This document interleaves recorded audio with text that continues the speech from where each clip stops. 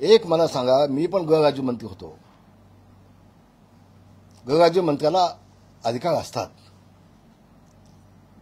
त्याच्या मनाला वाटलं की बाबा त्याचं समाधान झालं, याच्यावरती एकही केस नाही, कुठलीही केस नाही याच्यावरती,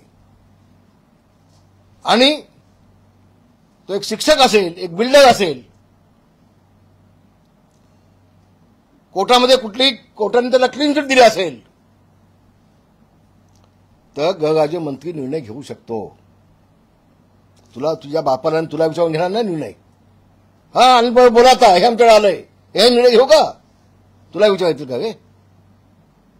आणखी तुम्हाला एक गोष्ट मुद्दाम सांगतोय, मला अधिक खोलात जायचं नाही, पण योगेश कदमला विचारलं मी, त्यांनी हा जो निर्णय घेतलाय पेसिफिक याबाबतचा, तो विधिमंडळातल्या एका मोठ्या पदावर बसलेल्या, विधानसभेमध्ये विधिमंडळामध्ये मंत्र्यांना देखील आदेश देणारा अशा व्यक्तीने त्यांना सांगितले. तो पण न्यायाधीशच आहे. ज्याने योगेश कदमला सांगितलंय तो पण न्यायाधीशच आहे, लक्षात घ्या. आणि म्हणून योगेश कदमने निर्णय घेतलाय. तो मला आता नाव घ्यायचं नाही, त्याचं नाव योगेश कदमांनी मुख्यमंत्र्याला पाठवलंय. त्या व्यक्तीचं नाव, मोठी व्यक्ती आहे, आसनावरती बसलेली, उच्च आसनावर बसलेली व्यक्ती आहे, मी नाव घेणार नाही त्याचं.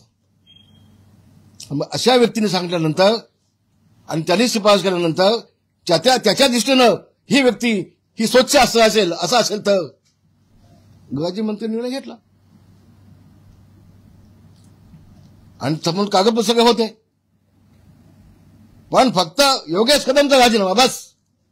शिवसेना रस्त्यावर उतरणार रस्त्यावरती उतरणार. म्हणजे बघा, 40 मंत्री आहेत.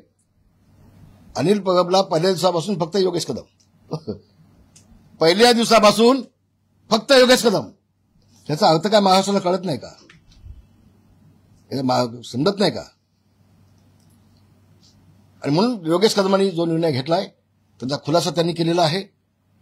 त्याचे जे अधिकार आहेत ते अधिकार त्यांनी वापरलेले आहेत. एखाद्या मोठ्या व्यक्तीने शिफारस केलेली आहे, ते तुमच्यासमोर आज ना उद्या येईल.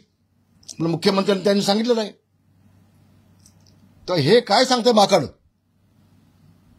तो असं समजतो की अख्ख्या जगाचं ज्ञान फक्त मलाच आहे. पाचवी गोष्ट, माझ्या पत्नीने येऊन इथं खुलासा केला. तो खोटा आहे, तिच्या दबावांना म्हणे. म्हणजे हा म्हणेल ते खरं, आम्ही सगळे खोटे. जे विटनेस आहेत, एक विटनेस सांगाव, एक. कारण त्यावेळेला मी, माझी पत्नी आणि माझी मुलगी तिघच होतो. ही घटना घडली त्यावेळेला. माझी मुलगी त्यावेळेला लहान होती, 7-8 वर्षाची. तिने मला येऊन उठवलं झोपेतून. दरवाजा बंद होता माझा, कोणी नव्हतं. हा आणि आज पण सांगितलंय माझ्याकडे विटनेस आहेत, मी कोर्टात उभे करून टाकेन. कशा खोटं बोलतो असतो? तुला फक्त आमची बदनामीच करायची आहे ना? बघू ना आता, बघू.